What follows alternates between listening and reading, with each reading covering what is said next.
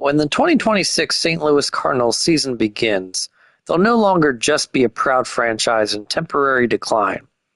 They'll be a warning label. A once model organization that now exists as proof that inertia, arrogance, and half measures can rot even the most stable foundation. The Cardinals aren't going to just be bad in 2026. They'll be irrelevant, predictable, and somehow still pretending this was all part of the plan.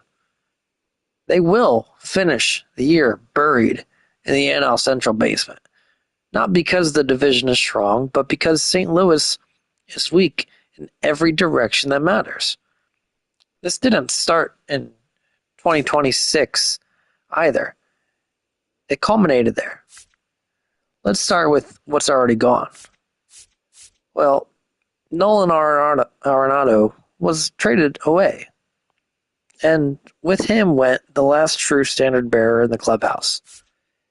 And the adult in the room. Arenado was just not only about production, he was about accountability. Every young infielder learned by watching him. Every pitcher trusted when balls were hit his way. With him gone, the Cardinals didn't just lose a third baseman. They lost gravity. Wilson Contreras followed too. The lineup's edge disappeared with them. No more controlled aggression. No more hitters who could change the game with one swing and a snarl. Contreras gave this roster a pulse. Once he was gone, the offense became polite, passive, and predictable. Sonny Gray was moved too, taking with him the only thing that this rotation had in abundance: certainty. Gray was the guy who stopped losing streaks, who set the tone for a series, who showed younger pitchers what preparation actually looks like. Now he's gone. The rotation becoming a collection of hopeful instead of leaders. And then Ryan Helsley. Well, he wasn't necessarily traded, but he simply went elsewhere, which might be even worse.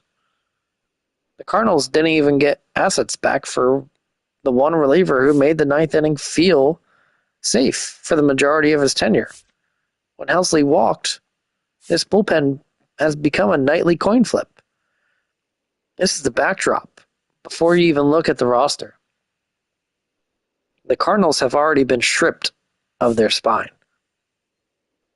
Another thing hovering over the season is the possibility that Brendan Donovan gets traded before it even begins.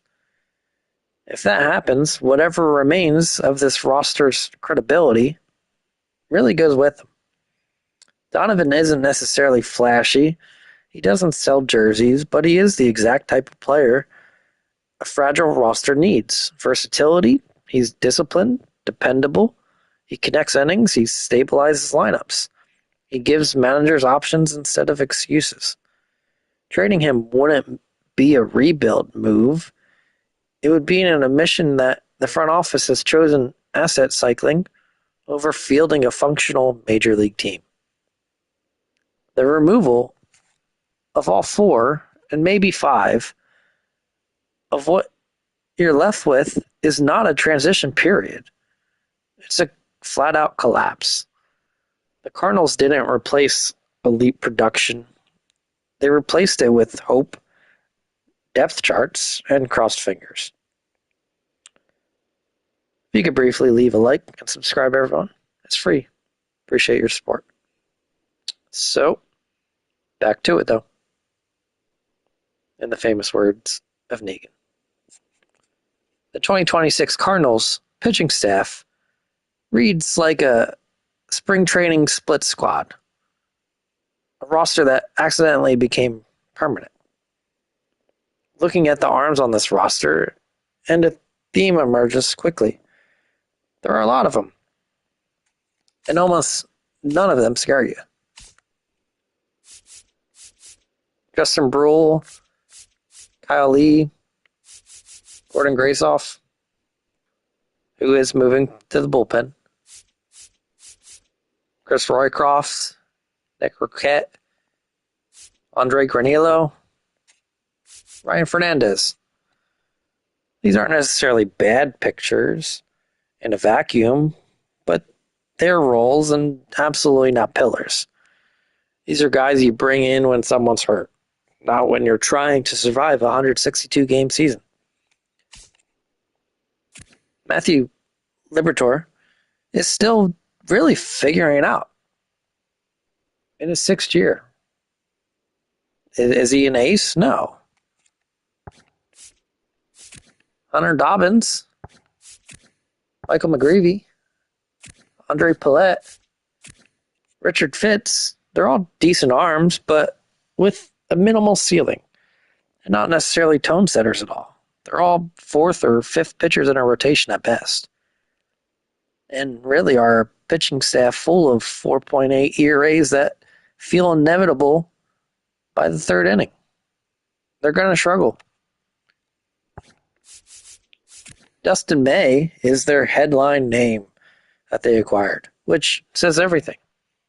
He's the hope signing, the if he's healthy guy. When your rotation centerpiece comes from essentially an asterisk,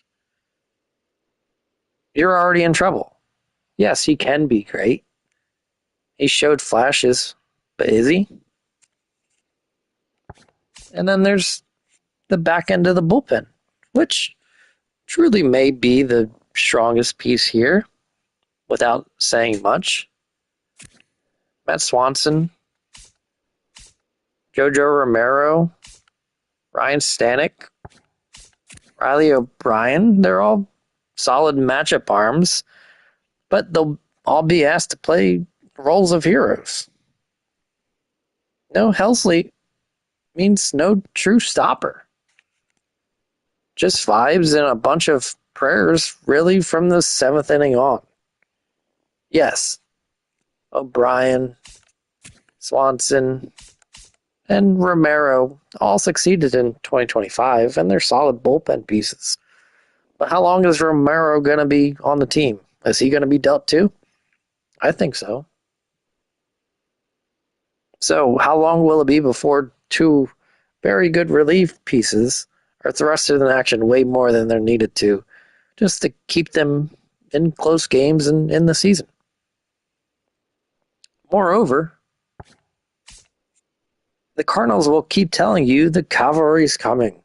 They've been saying that for years, really.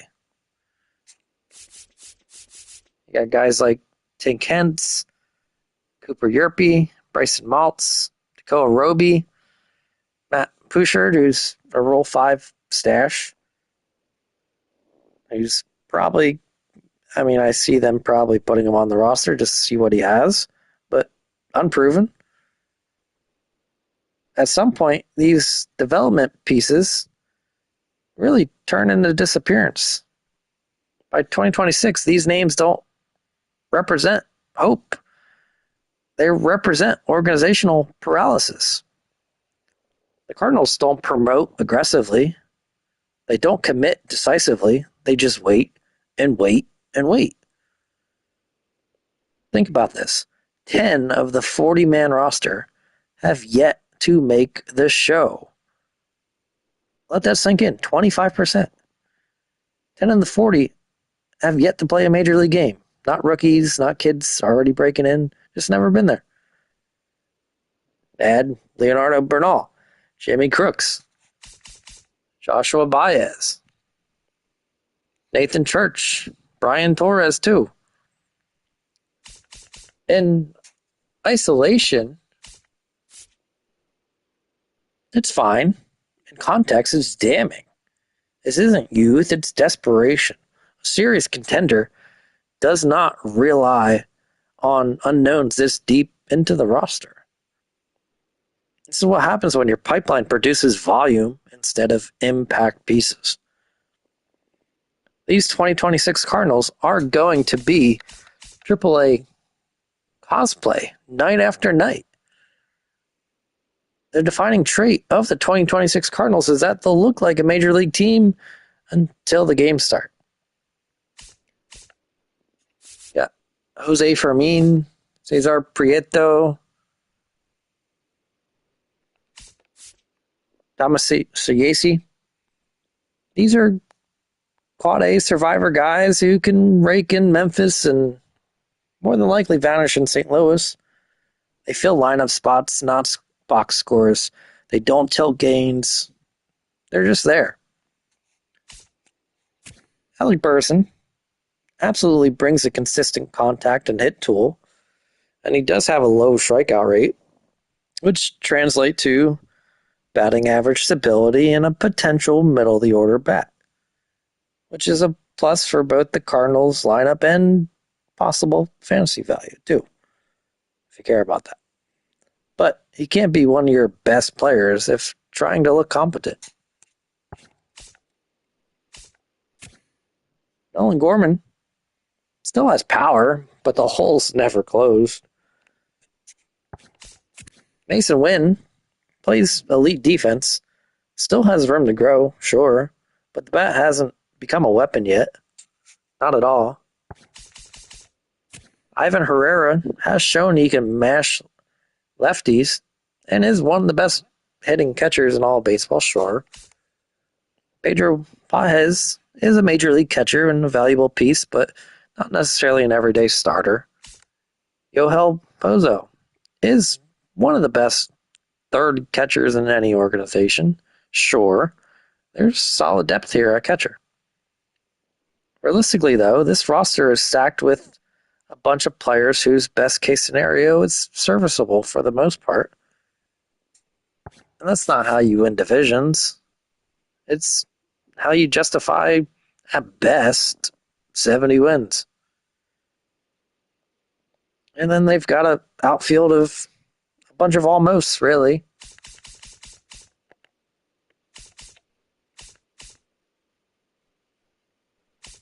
Jordan Walker.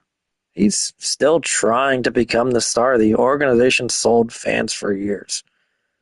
The tools are there. The consistency is absolutely not. He's been quite horrible, to be frank. Pitiful, really.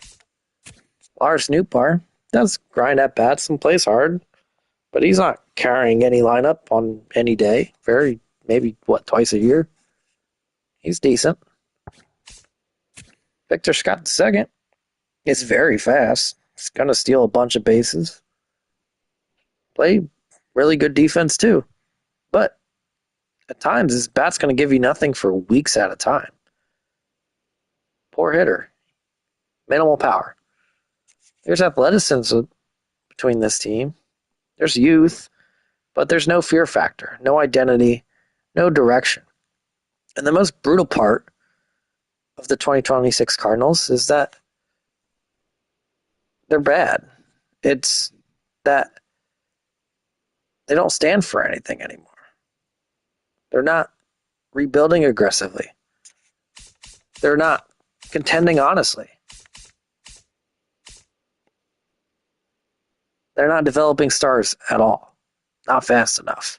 They're not spending like a team that knows it's just missed the potential. They just exist. They're filling lineups, cycling arms, selling patience. They've kind of gone from a gold standard to a cautionary tale. As I mentioned, these Cardinals used to be a franchise that other teams studied, a development model, a culture to base themselves off of. They had quiet excellence. In 2026, they're just the NL Central's basement dwellers, period. Staring up at teams with clearer plans and louder futures. The roster's bloated with AAA talent masquerading in MLB's stability, anchoring by the absence of real stars and the memory of what was. Losing Arenado, Contreras, Gray, Helsley, trade-up was an execution. The likelihood of trading Donovan really is going to be inevitable too. What remains is a team pretending this is temporary, while everything about it screams structural failure. It makes it nearly impossible to crack 70 wins this year. The 2026 season for the Cardinals isn't just going to be a down year.